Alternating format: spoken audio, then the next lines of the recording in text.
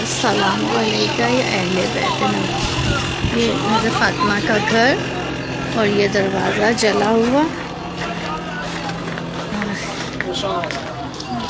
ये जनाब सैयदा जब ज़ख्मी हुई थी दरवाज़े से और इमाम हसनैन उनके पास आए, वो चीज़ बनाई गई है।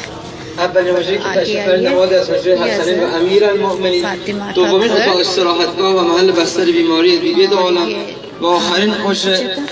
محل نمادین از قرص شبانه و مخفیانه صدیقه کبرا علیه السلام.